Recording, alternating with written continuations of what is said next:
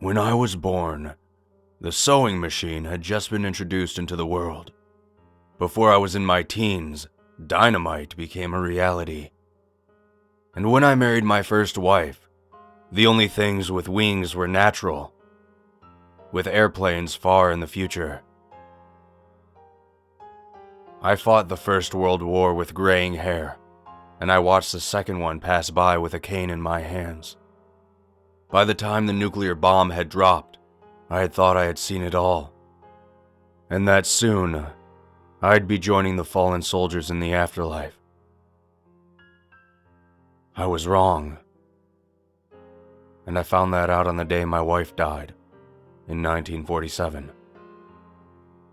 We had both exceeded our life expectancies, until one winter morning her body grew cold next to mine, her breathing stilled, the light in her eyes extinguished.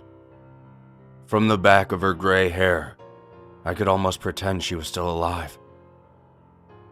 And for an hour I did, my eyes welling up in tears as I realized that, without her, my life was no longer worth living. So I walked to my dresser, and I reached into my top drawer, my wrinkled hands searching towards the back, shaking as they found the cold metal wrapped in old rags. And pulling out the loaded revolver, I made my way back to bed, slipping back into the covers, laying next to my wife, this time forever. Raising the gun to my temple, I felt no hesitation. I was done here on this earth. I was finished. My purpose complete, and with the failing of my physical and slowing of my mental faculties, I'd prefer to die than deteriorate. I was almost excited to pull the trigger. And when I did, I was met with only one sound. I frowned, checking the cylinder to make sure each of the slots had a bullet. A dud, I thought, and raised the gun again. And once more I pulled the trigger.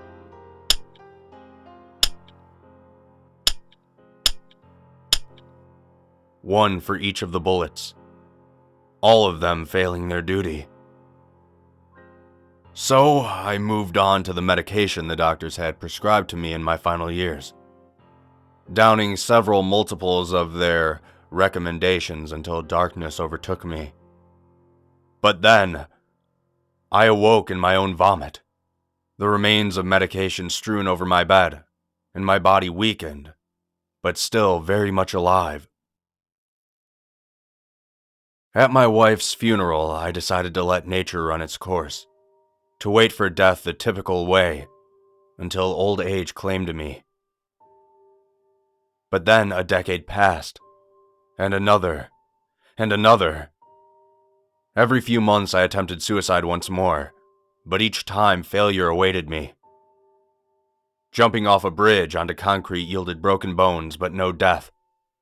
Drowning only resulted in me waking face up and sputtering on the shorelines.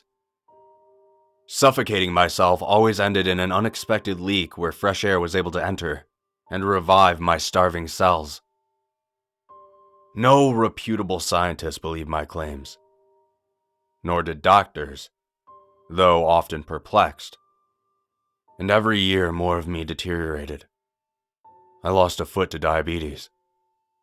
The nerves on my right hand failed. My eyes have long lost their once sharp vision. By the 80s, I was almost completely deaf. By 85, I could no longer stand. And by the early 2000s, my thoughts came slow but still conscious. Simply writing this took 3 weeks, my focus waning in and out. My misspellings so frequent that my friend could barely transcribe this passage. And it wasn't until just last week that I finally heard a scientific explanation of what was occurring to me, explained by the same friend who had transcribed this for me. There was a theory in the scientific community that stated that, so long as there was a chance for someone to stay alive, that they would stay alive. That due to infinite possibilities in infinite universes, There will always be a version of me that never dies. That though 99% of the universes with me in them die with every suicide attempt, only the 1% of times where I survived mattered. Because, so long as there was a sliver of a chance that I could still be alive, there was a version of me that would be alive. That because I'm only conscious in the universes where I am alive, none of the other universes mattered. That they collapsed somehow. That they didn't matter anymore. Though I don't quite understand it, he assured me that this theory, quantum immortality, could be very real, and with my age as proof, that it is real. What's terrifying for you is not that I'm experiencing immortality. It's that you will too.